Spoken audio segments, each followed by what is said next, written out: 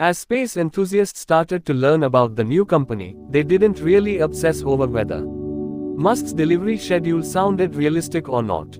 They were just thrilled that someone had decided to take the cheap and fast approach. Some members of the military had already been promoting the idea of giving the armed forces more aggressive space capabilities, or what they called responsive space. If a conflict broke out, the military wanted the ability to respond with purpose-built satellites for that mission. This would mean moving away from a model where it takes 10 years to build and deploy a satellite for a specific job. Instead, the military desired cheaper, smaller satellites that could be reconfigured through software and sent up on short notice, almost like disposable satellites. If we could pull that off, it would be really game-changing, said Pete Warden, a retired Air Force general, who met with Musk while serving as a consultant to the Defense Department. It could make our response in space similar to what we do on land, sea and in the air. Warden's job required him to look at radical technologies. While many of the people he encountered came off as eccentric dreamers, Musk seemed grounded, knowledgeable, and capable. I talked to people building ray guns and things in their garages.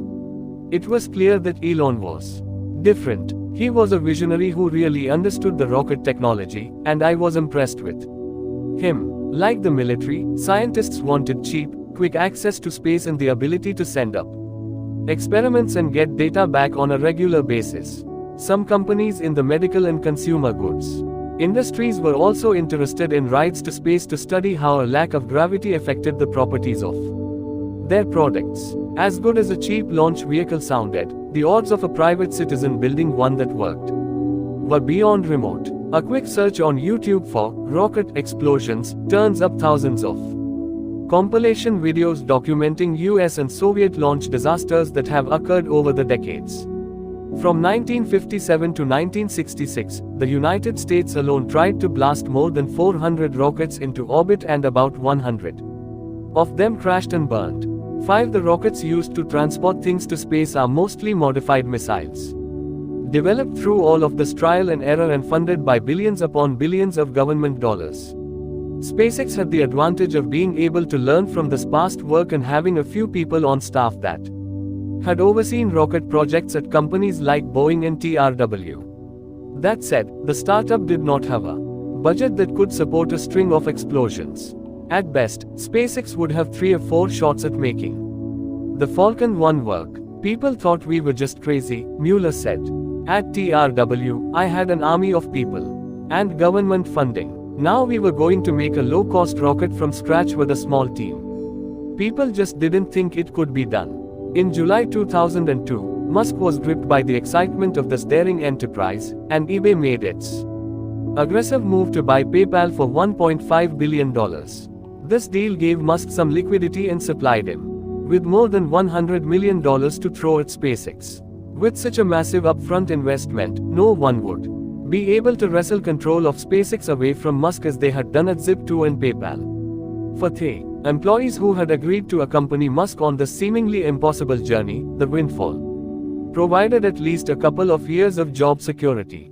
The acquisition also upped Musk's profile in celebrity, which he could leverage to score meetings with top government officials and to sway suppliers. And then all of a sudden none of this seemed to matter. Justine had given birth to a son, Nevada Alexander Musk. He was 10 weeks old when, just as the eBay deal was announced, he died. The Musks had tucked Nevada in for a nap and placed the boy on his back as parents are taught to do. When they returned to check on him, he was no longer breathing and had suffered from what the doctors would term a sudden infant death syndrome related incident. By the time the paramedics resuscitated him, he had been deprived of oxygen for so long that he was brain dead, Justine wrote in her article for Marie Claire. He spent 3 days on life support in a hospital in Orange County before we made the decision to take him off it. I held him in my arms when he died. Elon made it clear that he did not want to talk about Nevada's death. I didn't understand this, just as he didn't understand why I grieved openly, which he regarded as emotionally manipulative. I buried my feelings instead, coping with Nevada's death by making my first visit to an IVF clinic less than 2 months later. Elon and I planned to get pregnant again. as swiftly as possible. Within the next 5 years, I gave birth to twins, then triplets. Later, Justine chalked up Musk's reaction to a defense mechanism that he'd learned from years of suffering as a kid. He doesn't do well in dark places, she told Esquire magazine. He's forward moving, and I think it's a survival thing with him. Musk did open up to a couple of close friends and express the depth of his misery. But for the most part, Justine read her husband right.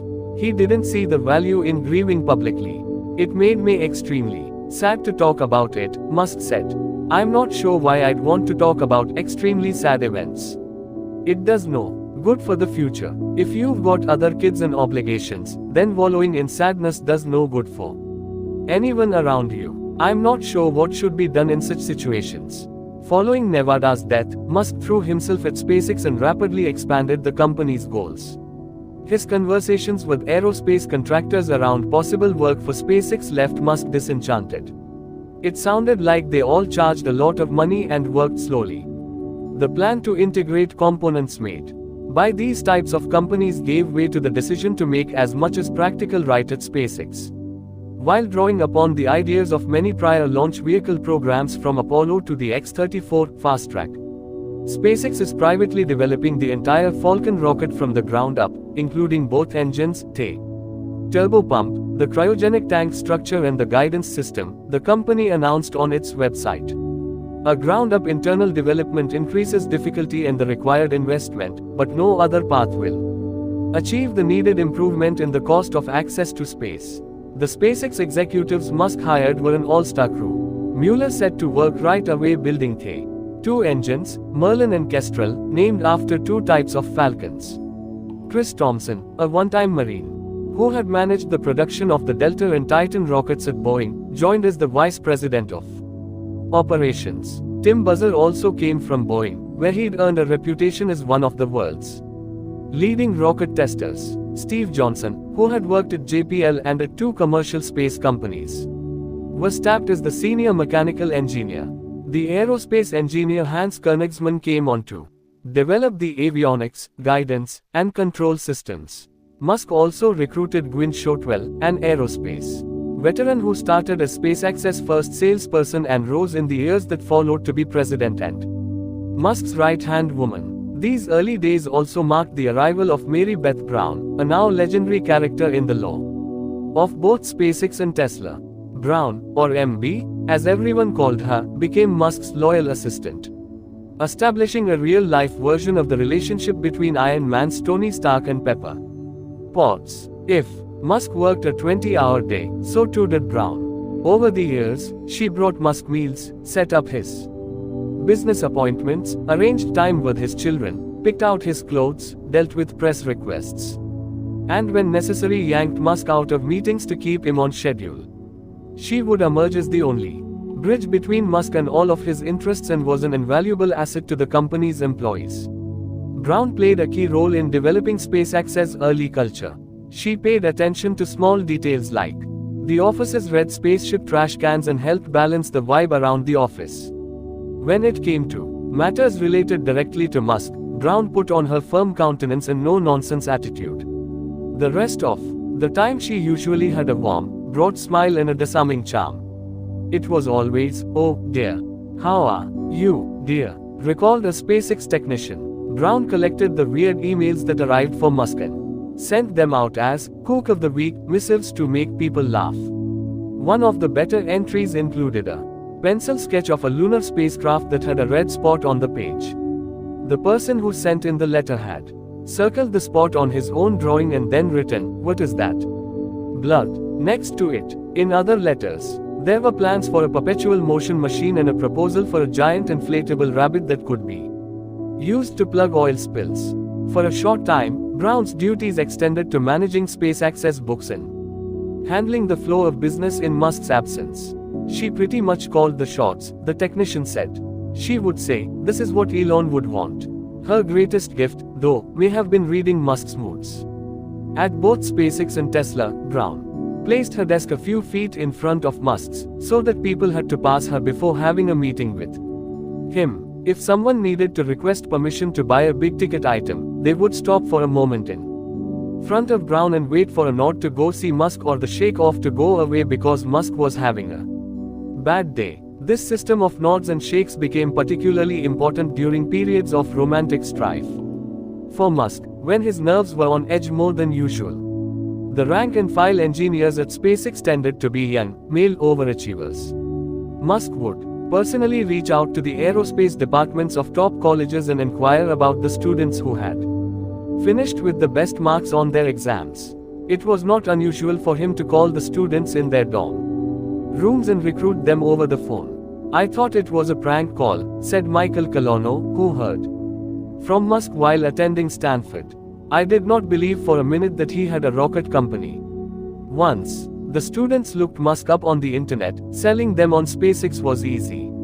For the first time in years, if not decades, young aeronautics whizzes who pined to explore space had a really exciting company to latch onto in a path toward designing a rocket or even becoming an astronaut that did not require them to join a bureaucratic government contractor. As word of SpaceX's ambitions spread, top engineers from Boeing, Lockheed Martin, and Orbital Sciences with a high tolerance for risk fled to the upstart too. Throughout the first year at SpaceX, 1 or 2 new employees joined almost every week. Kevin Brogan was employee number 23 and came from TRW, where he'd been used to various internal policies blocking him from doing work. "I called it the country club," he said. Nobody did anything. Brogan started at SpaceX the day after his interview and was told to go hunting in the office for a computer to use. It was go to Fry's and get whatever you need and go to Staples and get a chair, Brogan said. He immediately felt in over his head and would work for 12 hours, drive home, sleep for 10 hours, and then head right back to the factory. "I was exhausted and out of shape mentally," he said. "But soon I loved it and got totally hooked." One of the first projects SpaceX decided to tackle was the construction of a gas generator, a machine not unlike a small rocket engine that produces hot gas. Mueller, Buzzer, and a couple of young engineers assembled the generator in Los Angeles and then packed it into the back of a pickup truck and drove it out to Mojave, California, to test it. A desert town about 100 miles from Los Angeles, Mojave had become a hub for aerospace companies like Scaled Composites and XCOR. A lot of the aerospace projects were based out of the Mojave airport, where companies had their workshops and sent up all manner of cutting-edge airplanes and rockets. The SpaceX team fit right into this environment and borrowed a test stand from XCOR that was just about the perfect size to hold the gas generator. The first ignition run took place at 11 a.m. and lasted 90 seconds. The gas generator worked, but it had let out a billowing black smoke cloud that on this windless day parked right over the airport tower. The airport manager came down to the test area and lit into Mueller and Buzzer, the airport official, and some of the guys from XCOR who had been helping out urged the SpaceX engineers to take it easy and wait until the next day to run another test. Instead, Buzzer, a strong leader ready to put SpaceX's relentless ethos into play, coordinated a couple of trucks to pick up more fuel, talked the airport manager down, and got the test stand ready for another fire. In the days that followed, SpaceX's engineers perfected a routine that let them do multiple tests a day, an unheard of practice at the airport, and had the gas generator tuned to their liking after 2 weeks of work. They made a few more trips to Mojave and some other spots, including a test stand at Edwards Air Force Base and another in Mississippi. While on this countrywide rocketry tour, the SpaceX engineers came across a 300-acre test site in McGregor, Texas, a small city near the center of the state. They really liked the spot, and talked Musk into buying it. The Navy had tested rockets on the land years before, and so too had Andrew Beale before his aerospace company collapsed. After Beale saw it was going to cost him $300 million to develop a rocket capable of sending sizable satellites into orbit, he called it quits, leaving behind a lot of useful infrastructure for SpaceX, including a 3-story concrete tripod with legs as big around as redwood tree trunks, wrote journalist Michael Belfiore in Rocketeers, a book that captured the rise of a handful of private space companies. Jeremy Holman was one of the young engineers who soon found himself living in Texas and customizing the test site to SpaceX's needs. Holman exemplified the kind of recruit Musk wanted. He'd earned an aerospace engineering degree from Iowa State University and a master's in astronautical engineering from the University of Southern California. He'd spent a couple of years working as a test engineer at Boeing dealing with jets, rockets, and spacecraft. Asterisk. The stint at Boeing had left Holman unimpressed with big aerospace. His first day on the job came right as Boeing completed its merger with McDonnell Douglas. The resultant mammoth government contractor held a picnic to boost morale but ended up failing at even the simple exercise. The head of one of the departments gave a speech about it being one company with one vision and then added that the company was very cost constrained, Holman said. He asked that everyone limit themselves to one piece of chicken. Things didn't improve much from there. Every project at Boeing felt large, cumbersome, and costly. So, when Musk came along selling radical change, Holman bit. I thought it was an opportunity I could not pass up, he said. At 23, Holman was young, single, and willing to give up any semblance of having a life in favor of working at SpaceX non-stop, and he became Mueller's second in command. Mueller had developed a pair of three-dimensional computer models of the two engines he wanted to build. Merlin would be the engine for the first stage of the Falcon 1, which lifted it off the ground, and Kestrel would be the smaller engine used to power the upper, second stage of the rocket and guide it in space. Together, Holman and Mueller figured out which parts of the engine SpaceX would build at the factory and which parts it would try to buy.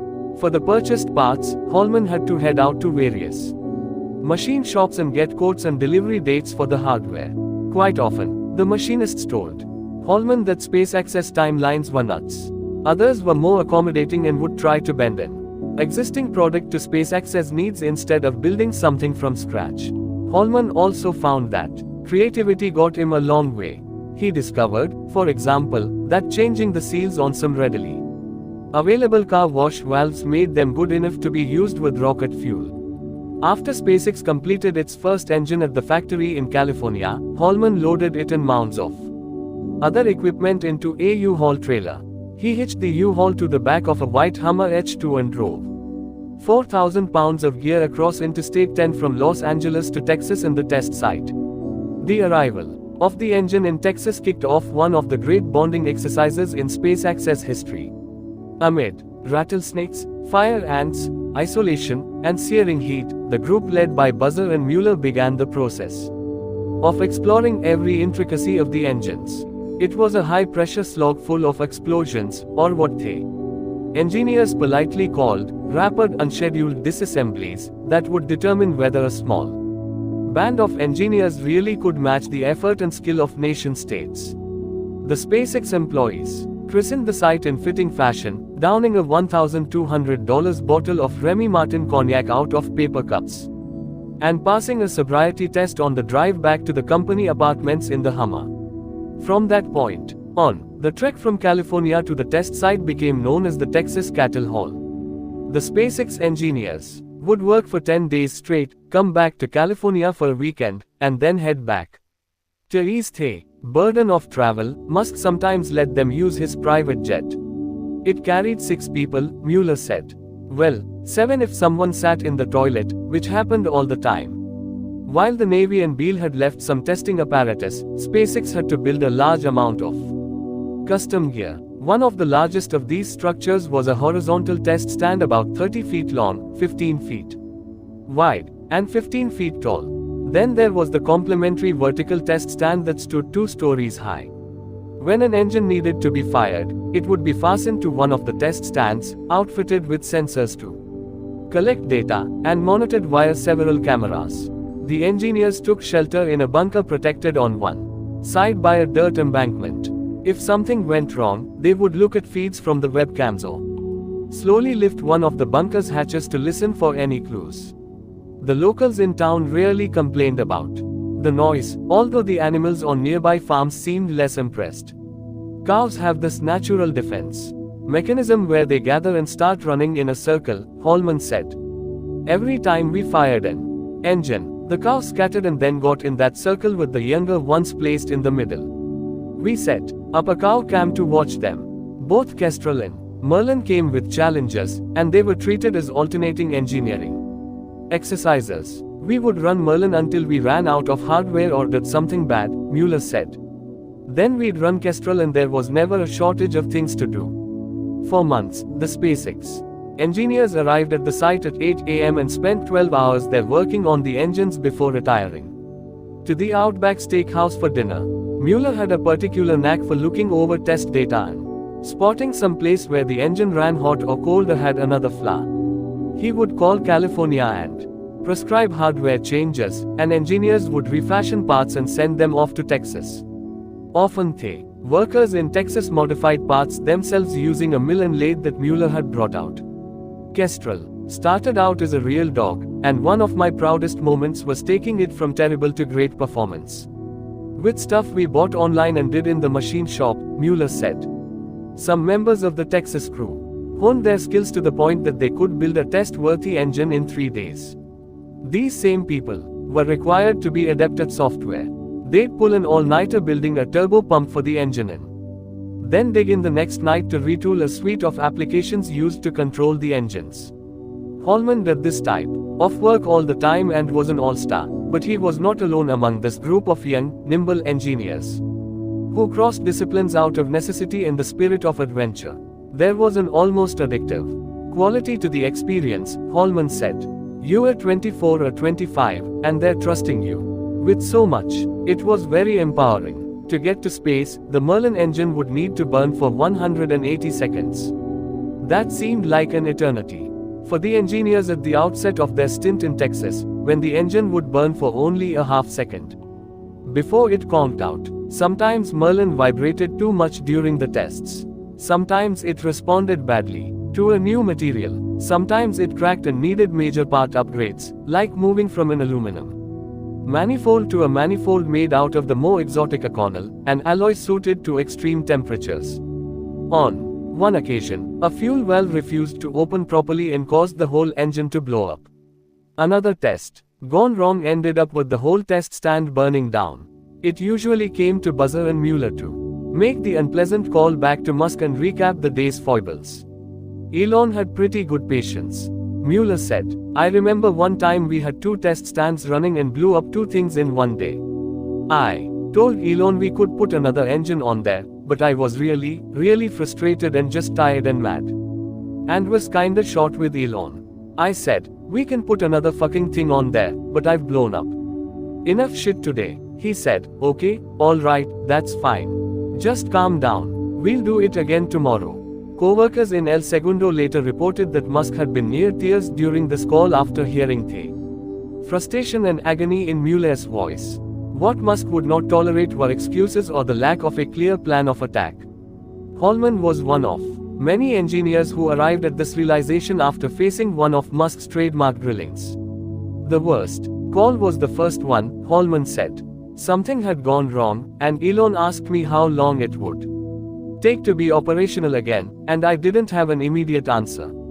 He said, you need to. This is important to the company. Everything is riding on this. Why don't you have an answer? He kept hitting me with pointed, direct questions. I thought it was more important to let him know quickly what happened, but I learned it was more important to have all the information. From time to time, Musk participated in the testing process firsthand. One of the more memorable examples of this came as SpaceX tried to perfect a cooling chamber for its engines. The company had bought several of these chambers at $75,000 a pop and needed to put them under pressure with water to gauge their ability to handle stress. During the initial test, one of the pricey chambers cracked. Then the second one broke in the same place. Musk ordered a third test, as the engineers looked on in horror. They thought the test might be putting the chamber under undue stress and that Musk was burning through essential equipment. When the third chamber cracked, Musk flew the hardware back to California, took it to the factory floor, and, with the help of some engineers, started to fill the chambers with an epoxy to see if it would seal them. He's not afraid to get his hands dirty, Mueller said. He's out there with his nice Italian shoes and clothes and has epoxy all over him. They were there all night and tested it again and it broke anyway. Musk clothes ruined, had decided the hardware was flawed, tested his hypothesis, and moved on quickly, asking the engineers to come up with a new solution. These incidents were all part of a trying but productive process. SpaceX had developed the feeling of a small, tight-knit family up against the world. In late 2002, the company had an empty warehouse. 1 year later, the facility looked like a real rocket factory. Working Merlin engines were arriving back from Texas, and being fed into an assembly line where machinists could connect them to the main body, or first stage, of the rocket. More stations were set up to link the first stage with the upper stage of the rocket. Cranes were placed on the floor to handle the heavy lifting of components, and blue metal transport tracks were positioned to guide the rocket's body through the factory from station to station. SpaceX had also started to build the fairing, or case, that protects payloads atop the rocket during launch and then opens up like a clam in space to let out the cargo. SpaceX had picked up a customer as well. According to Musk, its first rocket would launch in early 2004 from Vandenberg Air Force Base, carrying a satellite called TaxSat-1 for the Department of Defense. With this goal looming, 12-hour days, 6 days a week were considered the norm, although many people worked longer than that for extended periods of time. Respites, as far as they existed, came around 8 p.m. on some weeknights when Musk would allow everyone to use their work computers to play first-person shooter video games like Quake 3 Arena and Counter-Strike against each other. At the appointed hour, the sound of guns loading would cascade throughout the offices. Close to 20 people armed themselves for battle. Musk, playing under the handle Random 9, often won the games, talking trash and blasting away his employees without mercy. The CEO is there shooting at us with rockets and plasma guns, said Colono. Worse, he's almost alarmingly good at these games and has insanely fast reactions. He knew all the tricks and how to sneak up on people. The pending launch ignited Musk's salesman instincts. He wanted to show the public what his style is. Workers had accomplished and drum up some excitement around SpaceX. Musk decided to unveil a prototype of Falcon 1 to the public in December 2003. The company would haul the 7-story high Falcon 1 across the country on a specially built rig and leave it, and the SpaceX mobile launch system, outside of the Federal Aviation Administration's headquarters in Washington, D.C. An accompanying press conference would make it clear to Washington that a modern, smarter, cheaper rocket maker had arrived. This marketing song and dance didn't sound sensible to SpaceX's engineers. They were working more than 100 hours per week to make the actual rocket that SpaceX would need to be in business. Musk wanted them to do that and build a slick-looking mock-up. Engineers were called back from Texas and assigned another ulcer-inducing deadline to craft this prop. In my mind, it was a boondoggle, Holman said. It wasn't advancing anything. In Elon's mind, it would get us a lot of backing from important people in the government. While making the prototype for the event, Holman experienced the full spectrum of highs and lows that came with working for Musk. The engineer had lost his regular glasses weeks earlier when they slipped off his face and fell down a flame duct at the Texas test site. Holman had since made do by wearing an old pair of prescription safety glasses, but they too were ruined when he scratched the lenses while trying to duck under an engine at the SpaceX factory. Without a spare moment to visit an optometrist, Holman started to feel his sanity fray. The long hours, the scratch, the publicity stunt, they were all too much. He vented about this in the factory one night, unaware that Musk stood nearby and could hear everything. 2 hours later, Mary Beth Brown appeared with an appointment card to see a LASIK eye surgery specialist. When Holman visited the doctor, he discovered that Musk had already agreed to pay for the surgery. Elon can be very demanding, but he'll make sure the obstacles in your way are removed, Holman said. Upon reflection, he also warmed to the long-term thinking behind Musk's Washington plan. I think he wanted to add an element of realism to SpaceX, and if you park a rocket in someone's front yard, it's hard to deny it, Holman said. The event in Washington ended up being well received, and just a few weeks after it took place, SpaceX made another astonishing announcement. Despite not having even flown a rocket yet, SpaceX revealed plans for a second rocket. Along with the Falcon 1, it would build the Falcon 5. Per the name, this rocket would have 5 engines and could carry more weight, 9,200 pounds, to low orbit around Earth. Crucially, the Falcon 5 could also theoretically reach the International Space Station for resupply missions, a capability that would open up SpaceX for some large NASA contracts. And, in a nod to Musk's obsession with safety, the rocket was said to be able to complete its missions even if 3 of the 5 engines failed, which was a level of added reliability that had not been seen in the market in decades. The only way to keep up with all of this work was to do what SpaceX had promised from the beginning: operate in the spirit of a Silicon Valley startup. Musk was always looking for brainy engineers who had not just done well at school but had done something exceptional with their talents. When he found someone good, Musk was relentless in courting him or her to come to SpaceX. Brian Gardner, for example, first met Musk at a space rave in the hangars at the Mojave airport and a short while later started talking about a job. Gardner was having some of his academic work sponsored by Northrop Grumman. Elon said, "We'll buy them out," Gardner said. So, I emailed him my resume at 2:30 a.m. and he replied back in 30 minutes addressing everything I put in there point by point. He said, "When you interview, make sure you can talk concretely about what you do rather than use buzzwords." It floored me that he would take the time to do this. After being hired, Gardner was tasked with improving the system for testing the valves on the Merlin engine. There were dozens of valves, and it took 3 to 5 hours to manually test each one.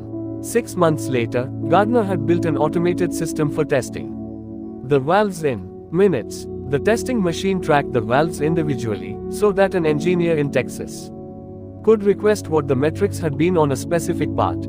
I had been handed this red-headed stepchild that no one else wanted to deal with and established my engineering credibility, Gardner said.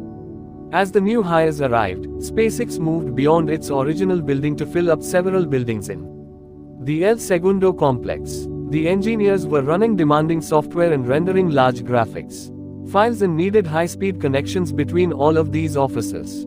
But SpaceX had neighbors who were blocking an initiative to connect all of its buildings via fiber optic lines. Instead of taking the time to haggle with the other companies for right-of-way, the IT chief Brandon Spikes, who had worked with Musk at Zip2 and PayPal, came up with a quicker, more devious solution. A friend of his worked for the phone company and drew a diagram that demonstrated a way to squeeze a networking cable safely between the electricity, cable, and phone wires on a telephone pole. At 2 a.m., an off-the-books crew showed up with a cherry picker and ran fiber to the telephone poles and then ran cables straight to the SpaceX buildings. "We did that over a weekend instead of taking months to get permits," Spikes said. There was always this feeling that we were facing a sort of insurmountable challenge and that we had to band together to fight the good fight. SpaceX's landlord, Alex Lidow, chuckled when thinking back to all of the antics of Musk's team. "I know they did a lot of hanky stuff at night," he said. "They were smart, needed to get things done, and didn't always have time to wait for things like city permits." Musk never relented in asking his employees to do more and be better, whether it was at the office or during extracurricular activities. Part of Spikes' duties included building custom gaming PCs for Musk's home that pushed their computational power to the limits and needed to be cooled with water running through a series of tubes inside the machines. When one of these gaming rigs kept breaking, Spikes figured out that Musk's mansion had dirty power lines and had a second, dedicated power circuit built for the gaming room to correct the problem. Doing this favor bought Spikes no special treatment. SpaceX's mail server crashed one time, and Elon word for word said, "Don't ever fucking let that happen again." Spikes said, he had a way of looking at you, a glare, and would keep looking at you until you understood him. Musk had tried to find contractors that could keep up with SpaceX's creativity and pace. Instead of always hitting up aerospace guys, for example, he located suppliers with similar experience from different fields. Early on, SpaceX needed someone to build the fuel tanks, essentially the main body of the rocket, and Musk ended up in the Midwest talking to companies that had made large, metal agricultural tanks used in the dairy and food processing businesses. These suppliers also struggled to keep up with SpaceX's schedule, and Musk found himself flying across the country to pay visits, sometimes surprise once, on the contractors to check on their progress. One such inspection took place at a company in Wisconsin called Spincraft. Musk and a couple of SpaceX employees flew his jet across the country and arrived late at night expecting to see a shift of workers doing extra duty to get the fuel tanks completed. When Musk discovered that Spincraft was well behind schedule, he turned to a Spincraft employee and informed him, "You are fucking us up the ass, and it doesn't feel good." David Schmitz was a general manager at Spincraft and said Musk earned a reputation as a fearsome negotiator who did indeed follow up on things personally. "If Elon was not happy, you knew it," Schmitz said. Things could get nasty. In the months that followed that meeting, SpaceX increased its internal welding capabilities so that it could make the fuel tanks in El Segundo and ditch Spincraft. Another salesman flew down to SpaceX to sell the company on some technology infrastructure equipment. He was doing the standard relationship building exercise practiced by salespeople for centuries. Show up, speak for a while, feel each other out, then start doing business down the road. Musk was having none of it. The guy comes in, and Elon asks him why they're meeting. Spikes said. He said, "To develop a relationship." Elon replied, "Okay, nice to meet you," which basically meant, "Get the fuck out of my office." This guy had spent 4 hours traveling for what ended up as a 2-minute meeting. Elon just has no tolerance for that kind of stuff. Musk could be equally brisk with employees who were not hitting his standards. He would often say, "The longer you wait to fire someone, the longer it has been since you should have fired them," Spikes said. Most of the SpaceX employees were thrilled to be part of the company's adventure and tried not to let Musk's grueling demands and harsh behavior get to them. But there were some moments where Musk went too far. The engineering corps flew into a collective rage every time they caught Musk in the press, claiming to have designed the Falcon rocket more or less by himself. Musk also hired a documentary crew to follow him around for a while. This audacious gesture really grated on the people toiling away in the SpaceX factory. They felt like Musk's ego had gotten the best of him and that he was presenting SpaceX is the conqueror of the aerospace industry when the company had yet to launch successfully. Employees who made detailed cases around what they saw as flaws in the Falcon 5 design or presented practical suggestions to get the Falcon 1 out the door more quickly were often ignored or worse. The treatment of staff was not good for long stretches of this era, said one engineer. Many good engineers, who everyone beside management felt were assets to the company, were forced out or simply fired outright after being blamed for things they hadn't done. The kiss of death was proving Elon wrong about something. Early 2004, when SpaceX had hoped to launch its rocket, came and went. The Merlin engine that Mueller and his team had built appeared to be among the most efficient rocket engines ever made. It was just taking longer than Musk had expected to pass tests needed to clear the engine for a launch. Finally, in the fall of 2004, the engines were burning consistently and meeting all their requirements. This meant that Mueller and his team could breathe easy and that everyone else at SpaceX should prepare to suffer.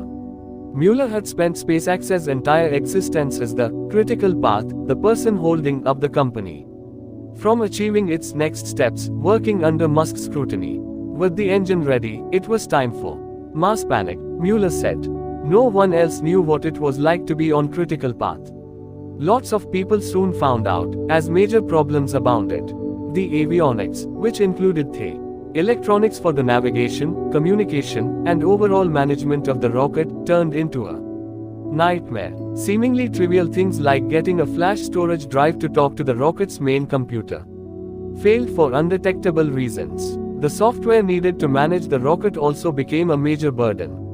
It's like anything else where you find out that the last 10% is where all the integration happens in. Things don't play together, Mueller said. This process went on for 6 months. Finally, in May 2005, SpaceX transported the rocket 180 miles north to Vandenberg Air Force Base for a test fire and completed a 5-second burn on the launch pad. Launching from Vandenberg would have been very convenient for SpaceX.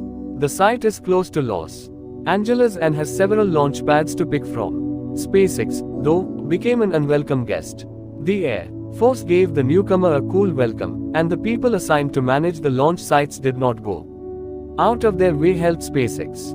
Lockheed and Boeing, which fly $1 billion spy satellites for the military from Vandenberg, didn't care for SpaceX's presence, either, in part because SpaceX represented a threat to their business and in part because the startup was mucking around near their precious cargo. As SpaceX started to move from the testing phase to the launch, it was told to get in line. They would have to wait months to launch. Even though they said we could fly, it was clear that we would not, said Gwynne Shotwell. Searching for a new site, Shotwell and Hans Koenigsmann put a Mercator projection of the world up on the wall and looked for a name they recognized along the equator, where the planet spins faster and gives rockets an added boost.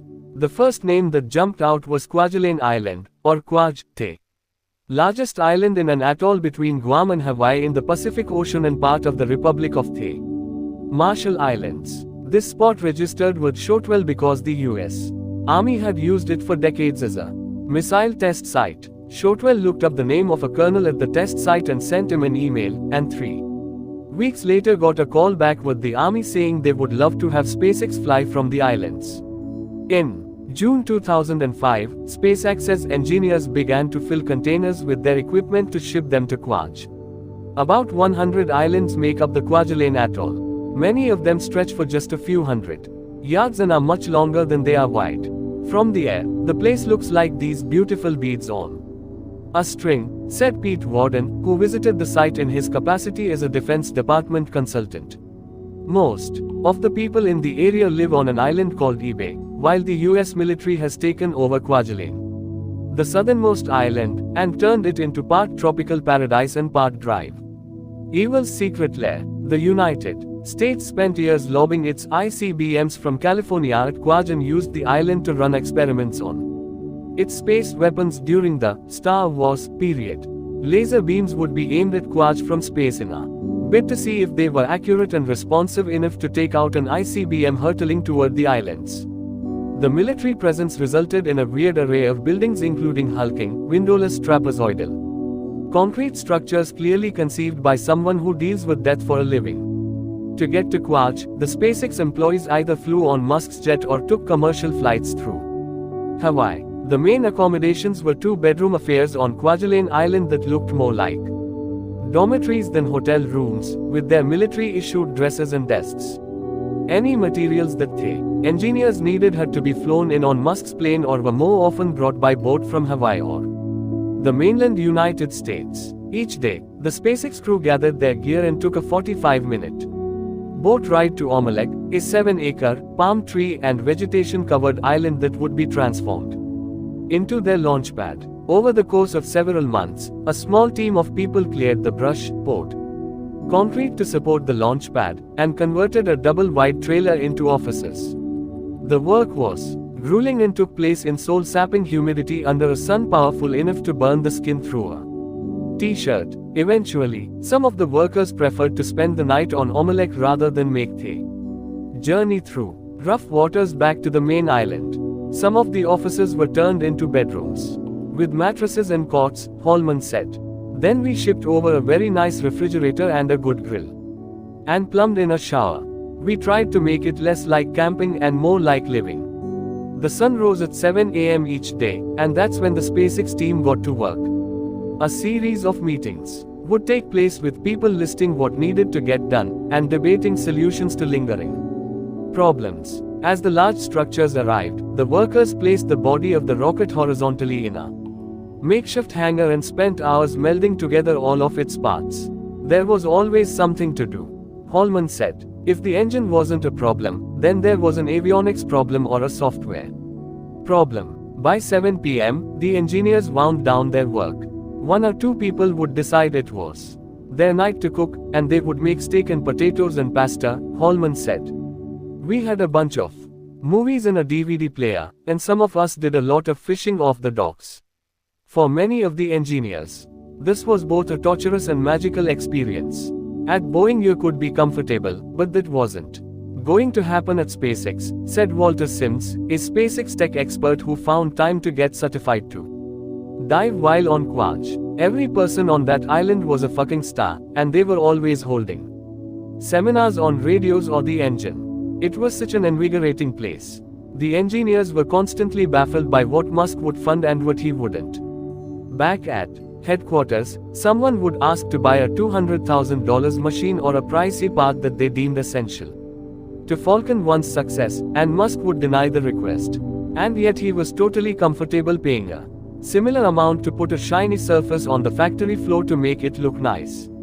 On Omelek, the workers wanted to pave a 200-yard pathway between the hangar and the launch pad to make it easier to transport the rocket. Musk refused. This left the engineers moving the rocket and its wheeled support structure in the fashion of the ancient Egyptians.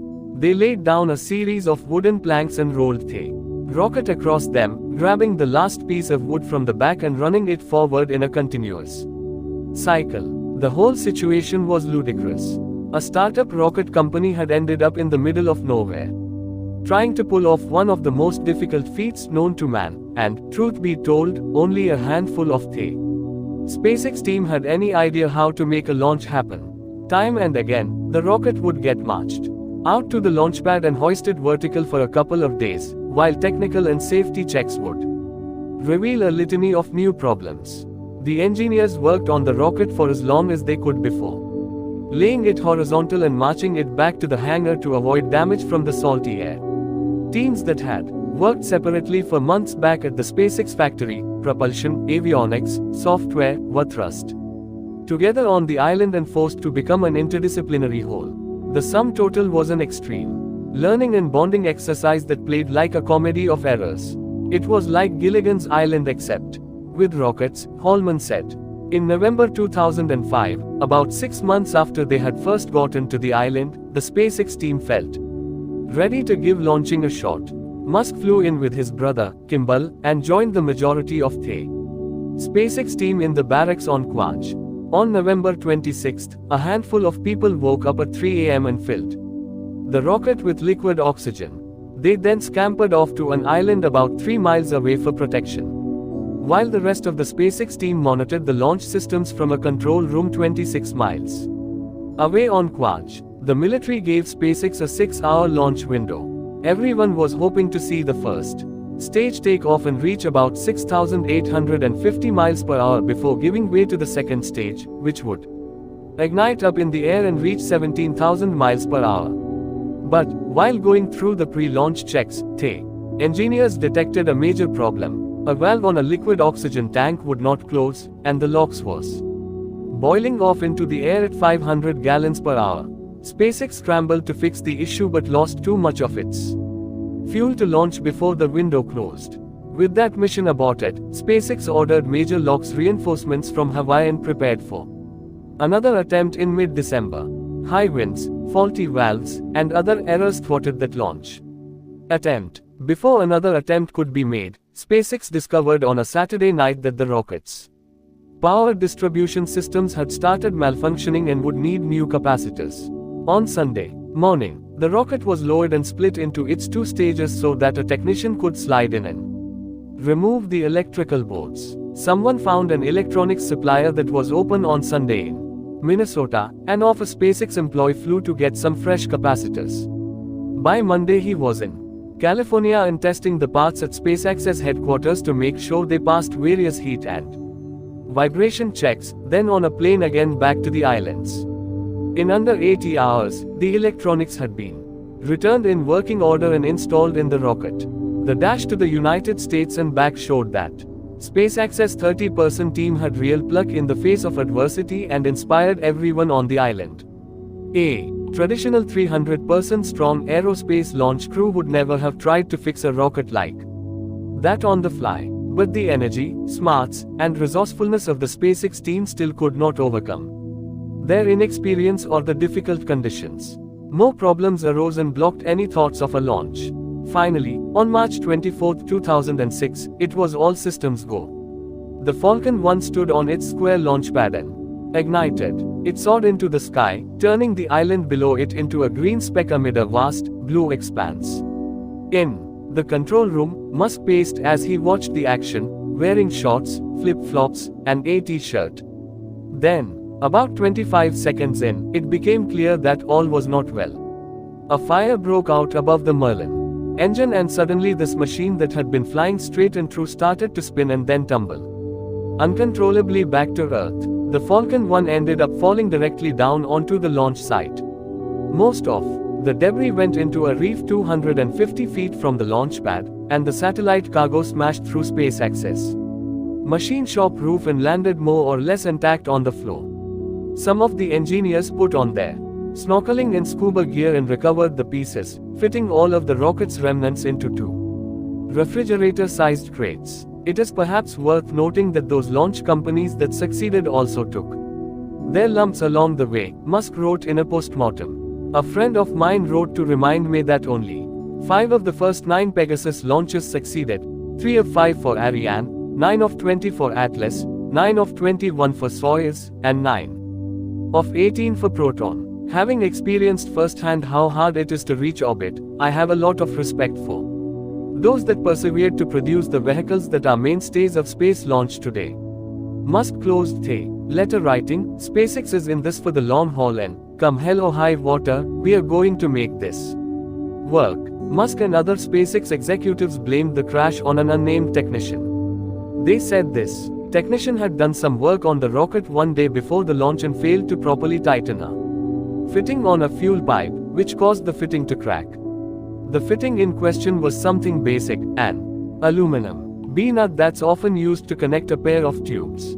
The technician was Holman. In the aftermath of the rocket crash, Holman flew to Los Angeles to confront Musk directly. He'd spent years working day and night on the Falcon 1 and felt enraged that Musk had called out him and his team in public. Holman knew that he'd fastened the B-nut correctly and that observers from NASA had been looking over his shoulder to check the work. When Holman charged into SpaceX's headquarters with a head full of fury, Mary Beth Brown tried to calm him and stop him from seeing Musk. Holman kept going anyway, and they, two of them, proceeded to have a shouting match at Musk's cubicle. After all the debris was analyzed, it turned out that the B-nut had almost certainly cracked due to corrosion from the months in Quajay's salty atmosphere. The rocket was literally crusted with salt on one side, and you had to scrape it off, Mueller said. But we had done a static fire 3 days earlier, and everything was fine. SpaceX had tried to save about 50 pounds of weight by using aluminum components instead of stainless steel. Thompson, the former Marine, had seen the aluminum parts work just fine in helicopters that sat on aircraft carriers, and Mueller had seen aircraft resting outside of Cape Canaveral for 40 years with aluminum B-nuts in fine condition. Years later, a number of SpaceX's executives still agonize over the way Holman and his team were treated. They were our best guys, and they kind of got blamed to get an answer out to the world, Mueller said. That was really bad. We found out later that it was dumb luck. Asterisk. After the crash, there was a lot of drinking at a bar on the main island. Musk wanted to launch again within 6 months, but putting together a new machine would again require an immense amount of work. SpaceX had some pieces for the vehicle ready in El Segundo, but certainly not a ready-to-fire rocket. As they downed drinks, the engineers vowed to take a more disciplined approach with their next craft and to work better as a collective. Warden hoped the SpaceX engineers would raise their game as well. He'd been observing them for the Defense Department and loved the energy of the young engineers, but not their methodology. It was being done like a bunch of kids in Silicon Valley would do software, Warden said. They would stay up all night and try this and try that. I'd seen hundreds of these types of operations, and it struck me that it wouldn't work. Leading up to the first launch, Warden tried to caution Musk, sending a letter to him and the director of DARPA, the research arm of the Defense Department, that made his views clear. Elon didn't react well. He said, "What do you know? You were just an astronomer," Warden said. But, after the rocket blew up, Musk recommended that Warden perform an investigation for the government. "I give Elon huge credit for that," Warden said. Almost exactly a year later, SpaceX was ready to try another launch. On March 15, 2007, a successful test fire took place. Then, on March 21st, the Falcon 1 finally behaved. From its launch pad surrounded by palm trees, the Falcon 1 surged up and towards space. It flew for a couple of minutes with engineers now and again reporting that the systems were nominal or in good shape. At 3 minutes into the flight, the first stage of the rocket separated and fell back to Earth, and the Kestrel engine kicked in as planned to carry the second stage into orbit. Ecstatic cheers went out in the control room. Next, at the 4-minute mark, the fairing atop the rocket separated as planned. It was doing exactly what it was supposed to do, said Mueller. I was sitting next to Elon and looked at him and said, "We've made it. We're hugging in. Believe it's going to make it to orbit." Then, it starts to wiggle. For more than 5 glorious minutes, the SpaceX engineers got to feel like they had done everything right. A camera on board the Falcon 1 pointed down and showed Earth getting smaller and smaller as the rocket made its way methodically into space. But then that wiggle that Mueller noticed turned into flailing, and the machine swooned, started to break apart, and then blew up. This time the SpaceX engineers were quick to figure out what went wrong. As the propellant was consumed, what was left started to move around the tank and slosh against the sides. Much like wine spinning around a glass. The sloshing propellant triggered the wobbling, and at one point, it sloshed enough to leave an opening to the engine exposed. When the engine sucked in a big breath of air, it flamed out. The failure was another crushing blow to SpaceX's engineers. Some of them had spent close to 2 years shuffling back and forth between California, Hawaii, and Quaj. By the time SpaceX could attempt another launch, it would be about 4 years after Musk's original target, and the company had been chewing through his internet fortune at a worrying rate. Musk had vowed publicly that he would see this thing through to the end, but people inside and outside the company were doing back-of-the-envelope math and could tell that SpaceX likely could only afford one more attempt, maybe two. To the extent that the financial situation unnerved Musk, he rarely if ever let it show to employees. Elon did a great job of not burdening people with those worries, said Spikes. He always communicated the importance of being lean and of success, but it was never, if we fail, we're done for. He was very optimistic. The failures seemed to do little to curtail Musk's vision for the future or raise doubts about his capabilities. In the midst of the chaos, he took a tour of the islands with Warden. Musk began thinking aloud about how the islands could be unified into one landmass. He suggested that walls could be built through the small channels between the islands, and the water could be pumped out in the spirit of the man-made systems in the Netherlands. Warden, also known for his out-there ideas, was attracted to Musk's bravado. That he is thinking of the stuff is kind of cool, Warden said. From that point on, he and I discussed settling Mars. It really impressed me that this is a guy that thinks big.